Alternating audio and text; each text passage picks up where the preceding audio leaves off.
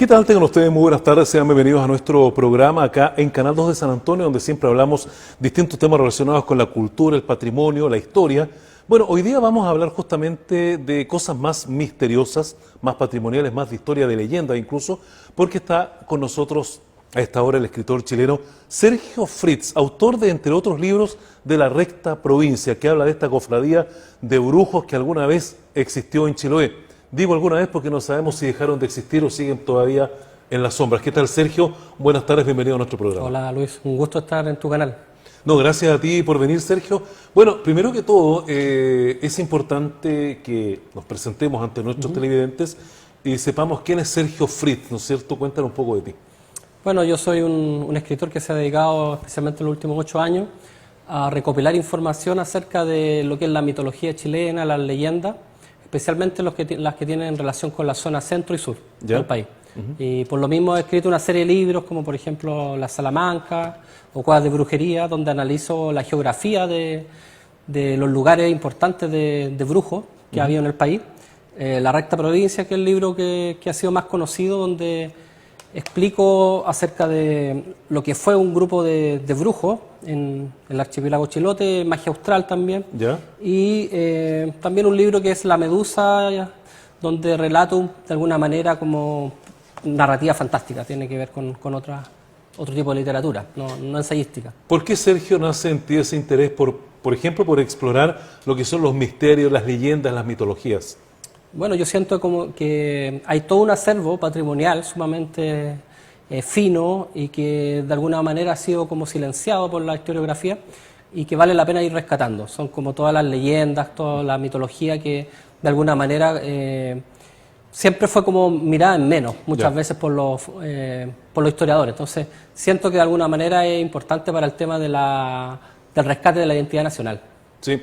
Bueno, vamos a partir por algún libro, ¿no es cierto?, en particular. Entiendo que La Recta Provincia es uno de los que tú más prefieres, y obviamente porque ataca un tema que tiene que ver con la historia reciente de Chiloé, y sobre todo por el tema de la cofradía de brujos que existió precisamente en ese lugar. Cuéntanos un poco qué es La Recta Provincia en sí y a qué se refiere exactamente. Claro, mira, la historia es bastante curiosa porque es de alguna manera una fusión entre elementos hispánicos con elementos huilliche. Los huilliches son como los mapuches del sur, especialmente vivían en lugares como Chiloé. En base a eso surge una mixtura, una síntesis entre conocimiento de brujería española, europea, con conocimiento propiamente mapuche. Y se va fusionando y de alguna manera tiene que ver con el mundo criollo. La Recta Provincia es una organización, en definitiva, que va tomando fuerza, no solamente en la Isla Grande, sino también en todas las otras islas del archipiélago. Incluso va a llegar a Puerto Montt. Se dice que también ciertos miembros llegan hasta Santiago y hasta Buenos Aires. ¿Ya? Sí, entonces el foco de extensión es bastante amplio. Ellos se estructuraban, se organizaban, tenían distintos cargos, funciones. También existían guardianes de las cuevas, que eran los lugares donde ellos realizaban sus reuniones y aquelarre. Entonces, es una mixtura bastante interesante porque por un lado está todo el acervo indígena americano, pero también está toda esta cosa como posiblemente vasca, posiblemente castellana que traen los españoles. Y eso es realmente La Recta Provincia. Sí, ahora entendemos que La Recta Provincia es el nombre que ellos mismos le dieron a Chiloé, porque tenía divisiones administrativas propias que se separaban bastante del Estado de Chile. Sí, claro, en general el grupo era la mayoría, ese era como así se conocía. El nombre de la organización realmente, pero con el tiempo se fue fusionando. La Recta Provincia era, claro, la denominación territorial que ellos atribuían al archipiélago Chilote, pero se va mezclando y hoy día hablar de la mayoría o La Recta Provincia es casi hablar lo mismo. Es lo mismo, pero la mayoría era porque supuestamente sus líderes eran los mayores, gente de edad. Y bueno, lo que tiene mucha lógica, porque en todas las sociedades tradicionales, antiguas, siempre eran los mayores los que de alguna manera daban los consejos. ¿Ya? Entonces es muy factible que, como también tenía todo este elemento indígena, los mayores hayan sido como las personas de edad, que también eran las personas más experimentadas y por tanto las más sabias. En este aspecto, ¿por qué razón en Chiloé se produjo el nacimiento de una organización de este tipo que entiendo que es única en el mundo porque logró incluso desafiar al Estado chileno de la época, ¿no? Sí, bueno, es difícil saber cuál sería la razón, pueden ser muchas. pero de partida el aislamiento chilote hace de alguna manera que ellos se vean o se sientan como personas diferentes, o sea, en toda la... es propio del ser isleño, puede ser también el pascuense, toda esta especie de etnocentrismo y de identidad y de sentirse como aparte del continente, por ejemplo. ¿Ya? Entonces eso generaba todo un factor como sumamente distinto. O sea, de hecho a mí cuando niño, cuando viajábamos a Chiloé con mis padres, me llamaba mucho la atención que de repente se encontraban todavía gente que tenía hasta la bandera española, izada. Entonces era muy curioso. Imagínate un niño que ve eso, ¿qué pasa acá? Estamos en otro país. Entonces el chilote de alguna manera, y con mucha razón también, se siente diferente porque tiene elementos étnicos distintos, elementos ideológicos, creencias diferentes, una geografía sumamente distinta, la alimentación, el tipo de comida, ¿cierto? El folclore. Entonces eso genera también como un sentimiento de una identidad y un orgullo de esa identidad. Sí, Sergio, hablando de la recta provincia, esta comunidad llamada La Mayoría tenía dentro de sus particularidades como organización el realizar ritos mágicos o magia. ¿Nos puede contar un poco más de eso? Sí, bueno, en general estos brujos tenían una serie de pasos para llegar a ser tales. No era cosa de que cualquiera podía ser brujo, o sea, había todo un proceso que era la iniciación. ¿Ya? Y la iniciación de los brujos contaba una serie de pasos. Todo esto es tradición oral y algunas cosas fueron rescatadas y están en los archivos judiciales, están en los expedientes en definitiva, del proceso que se hizo contra los brujos. ¿Ya? Y por eso podemos recabar esta información. En general de lo que se trataba era de obtener un conocimiento totalmente alejado de lo cristiano y para ello había que de alguna manera vulnerar ciertos credos y ciertos principios de la Iglesia. ¿Ya? Por ejemplo, uno de ellos era matar a uno de los seres más queridos. ¿No te creo? Esa era una de las pruebas. ¿Ya? O sea, para ser brujo realmente tenías que cometer ese crimen. ¿Ya? ¿Por qué? Porque eso demostraba de alguna manera que nada te afectaba, tú estabas fuera de la moral dominante. Ya, adscribías plenamente a los requerimientos de los brujos. Tenías que hacerlo, claro. Ese era uno de los pasos si tú realmente querías ser brujo. Pero son muchos, o sea, por ejemplo, bañarse en unas cataratas, en unas cascadas, en Tocolhue especialmente y otros lugares, confeccionar un macuñ, que es una especie como de poncho de piel humana. ¿De piel humana? De piel humana, que tú sacabas de los cadáveres en los cementerios. Entonces, una serie de cosas que, claro, ¿no? Hoy día uno se pregunta realmente si no había como una especie de leyenda negra acerca de la recta provincia, que quizás como que todas estas cosas en realidad no las hacían los brujos, sino lo de ellos era propiamente más una cosa de comunidad, de asociación, de ayuda entre ellos. Pero lo curioso es que están los procesos, pues, y en los procesos, las declaraciones, es posible que también hayan sido tergiversadas, consta esta información. Pero esta información, lo más interesante es que no encontramos símiles en otros lados del mundo. O sea, no existe. Claro, existen, por ejemplo, crímenes en los cuales algunas personas, Dead Skin, no sé, pues hay ciertos personajes que de repente han cometido crímenes y han usado como máscara de piel humana, cosas así, pero muy eventuales. Pero que una organización y tan poderosa con la recta provincia lo haya utilizado, o el tema esto de los desbautismos y una serie de pasos iniciáticos que tenían ellos, no lo encontramos en otras organizaciones de magia, de esoterismo, de brujería, nada. Entonces, ahora, tú me hablaste de un proceso judicial que se inicia contra los brujos y era por realizar actos de brujería. ¿Por eso fue el proceso? Mira, en realidad yo creo que el tema era político, realmente. ¿Ya? En algún momento el que sería como el intendente de la zona, el cargo semejante, más o menos en 1880, 1881, se da cuenta y percibe el gran poder que toma esta gente. Porque ellos tienen sus reyes, pues, reyes sobre la tierra, reyes de la España, le ponen distintos nombres a sus autoridades. Y de alguna manera la gente, el chilote común, ya no recurre, por ejemplo, al médico, ¿ya? El médico alópata, recurre como al brujo de la recta provincia, ya no recurre ante un notario, no recurre ante un carabinero. Todo eso, ese poder lo detenta la recta provincia. Era un poder paralelo. Exactamente. Al poder del Estado establecido en Chile, ¿no? Claro, entonces ellos tienen como todo este choque con el Estado central, Santiago, y curiosamente también recordemos que fue como la última provincia en independizarse, de España, porque seguía fiel a España, el fidelismo, Entonces, de alguna manera, todos los símiles que ellos hacen después son con España. Entonces, el rey de las Españas, o sea, como siempre de alguna manera como para chocar un poco con el poder central santiaguino, como que prefieren hasta sentirse más españoles que... Sí. Pero ¿se logró comprobar, Sergio, si efectivamente habían cometido actos de brujería en contra de alguien?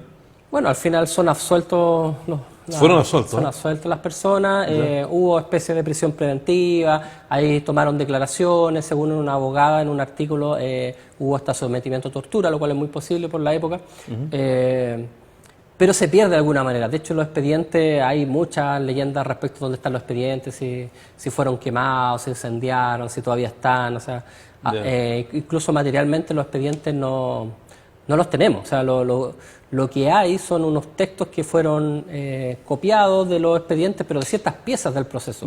No todo el expediente, de algunos textos que salieron en el año 1910, más o menos, después en algunas revistas de medicina, y gracias a eso hemos podido reconstituir un poco lo que fueron los procesos, los juicios. Claro. Bueno, pero con todo esto, ¿qué se sabe? ¿Terminó la mayoría esta organización, la revista Provincia, dejó de existir o estos integrantes de la mayoría se cambiaron de lugar y siguen existiendo en el día de hoy? ¿Qué se sabe? Bueno, yo tengo una opinión personal que también tiene que ver un poco con lo que ha pasado con mi libro. O sea, mi libro ha llegado a muchas personas y cada cierto tiempo aparece alguien que se atribuye como pertenecer a la recta provincia.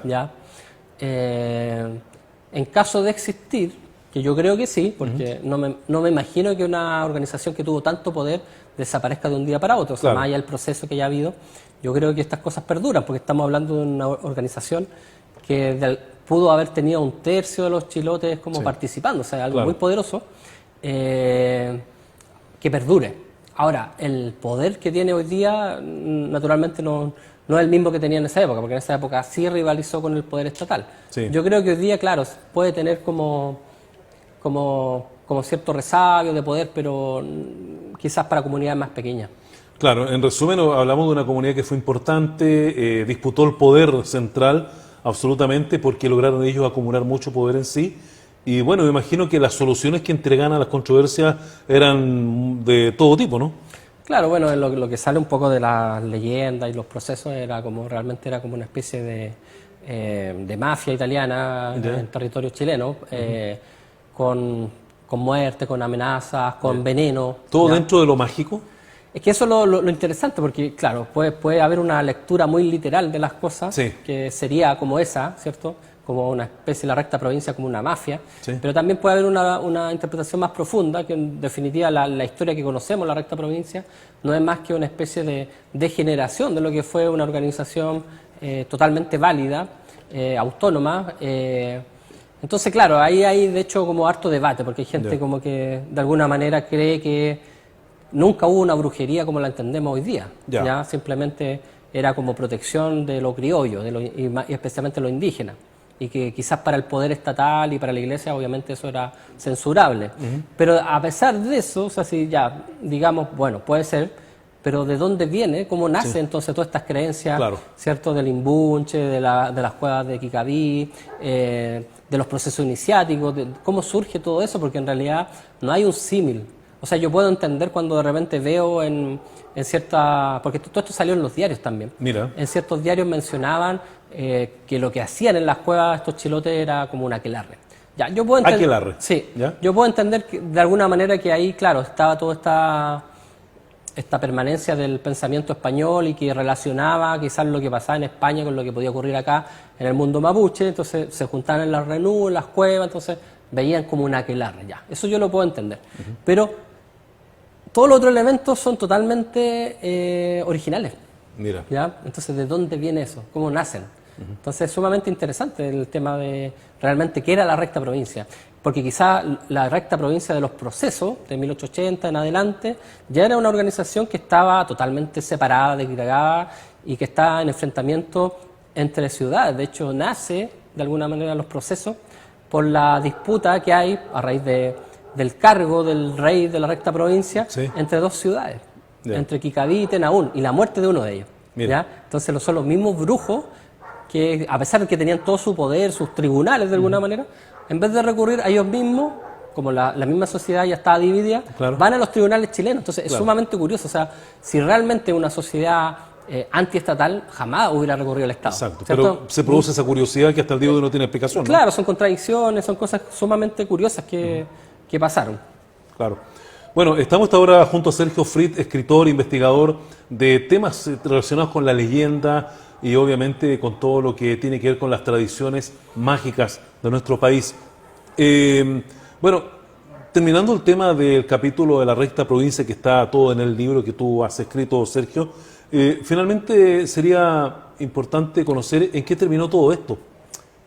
Bueno, como te decía, fueron absueltas las personas. Se pierde un poco también como la historia de los que continuaron con la organización.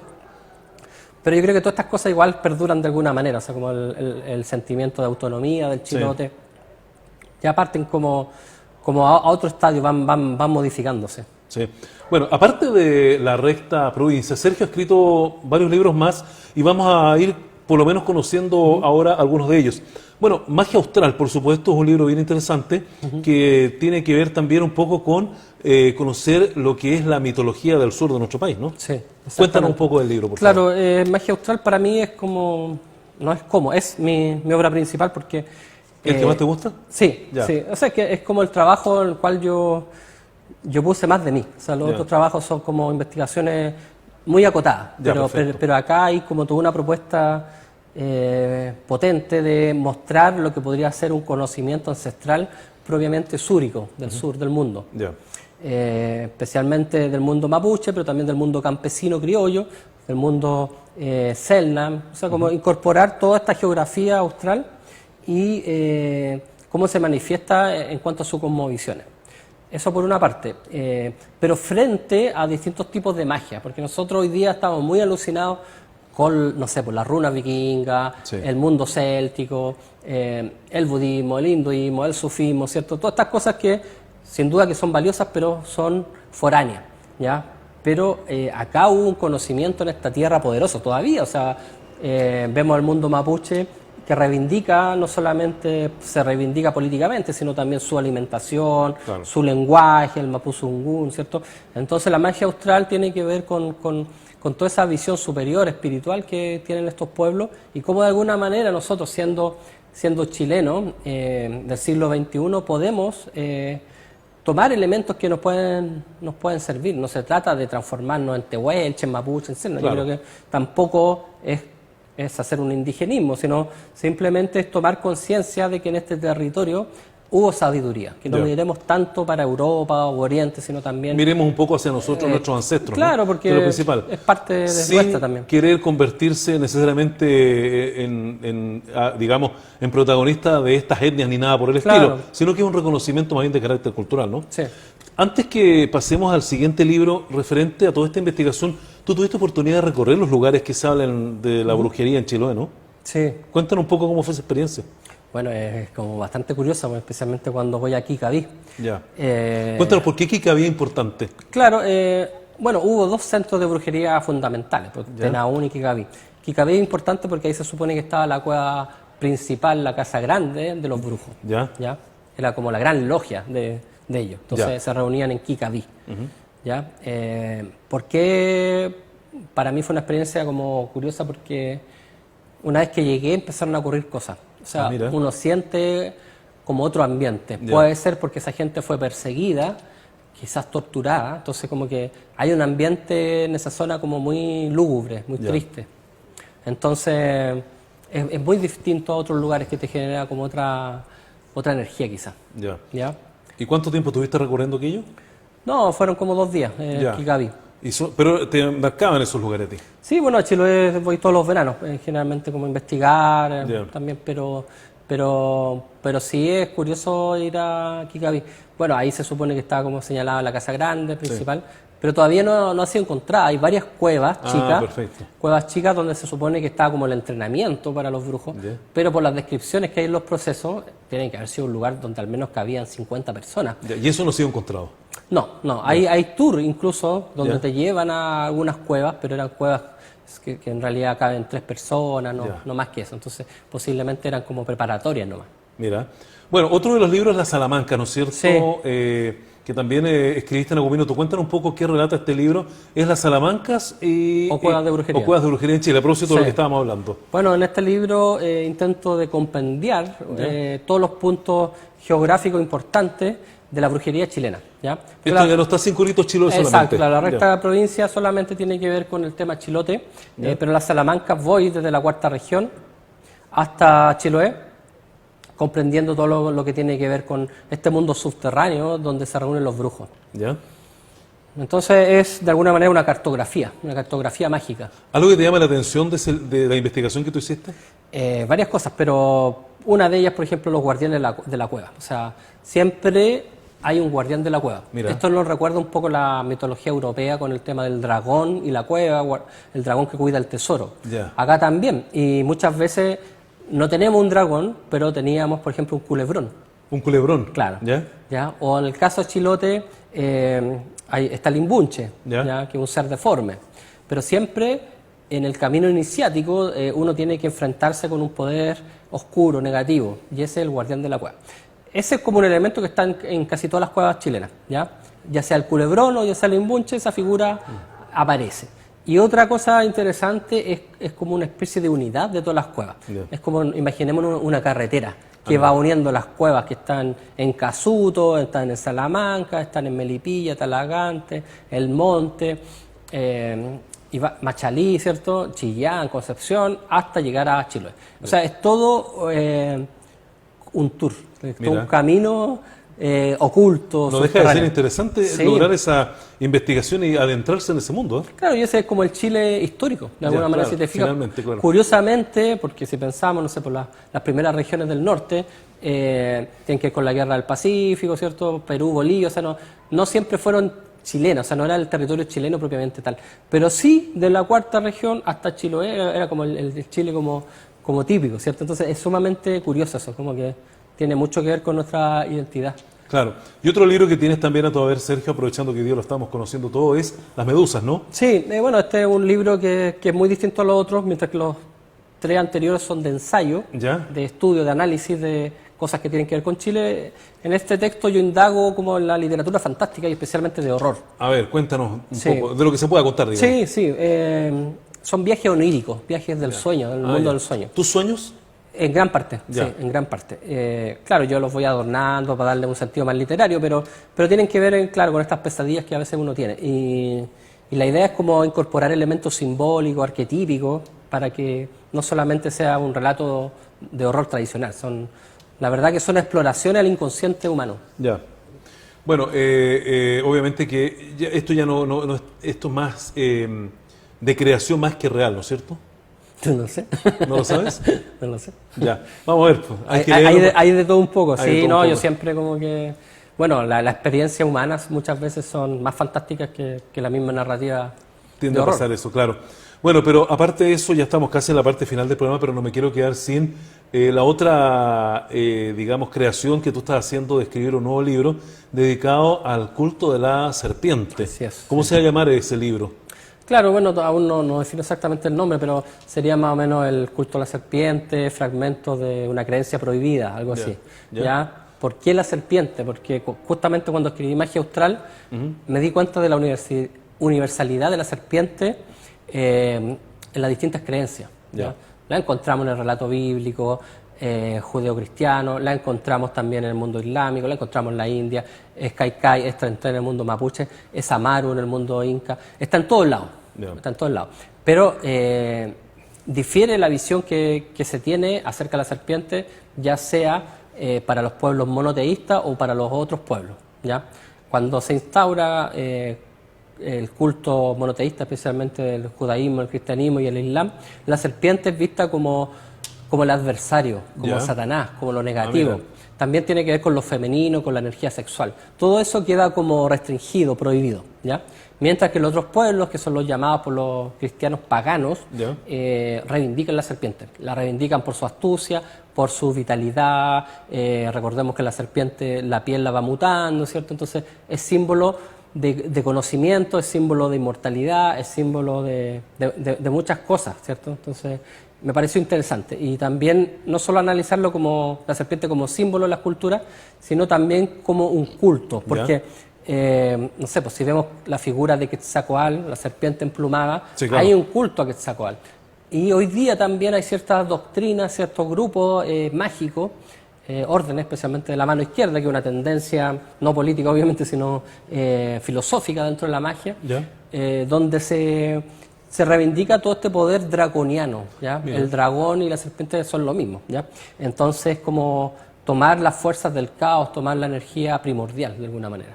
Claro, bueno, eso todo va a estar relatado en este libro que Claro, en febrero yo creo que sale este libro. Vamos a estar atentos a la publicación. Sergio, te queremos agradecer muy sinceramente que hayas participado con nosotros en nuestro programa acá de conversación en Chilena FM y en Canal 2. Bueno, lo principal es siempre, en la parte final ya, es explicarle a nuestros televidentes por qué razón esta preferencia por todo lo que es la mitología, las leyendas, la magia chilena. Cuéntanos. Bueno, tiene que ver con la búsqueda de una identidad. O sea, estamos en periodos de globalización donde todos tomamos mucho de otras culturas y hay una especie de horizontalidad que por un lado es muy buena, especialmente en los aspectos tecnológicos, de conocimiento, pero también por otro lado tiene un aspecto negativo que es el borrar la identidad locales, ¿ya? Entonces mi obra intenta reivindicar en la modernidad como todos estos pensamientos del folclore de la gente antigua, que de alguna manera también es parte nuestra. Entonces, como no olvidarnos también de que nosotros también somos esto. Exactamente. Bien, Sergio, muchas gracias por estar con nosotros. Ya, gracias. Sergio Frías nos acompañó hasta ahora en esta media hora de conversación acá en Canal 2 de San Antonio. Como siempre, gracias por la sintonía. Hasta un próximo programa.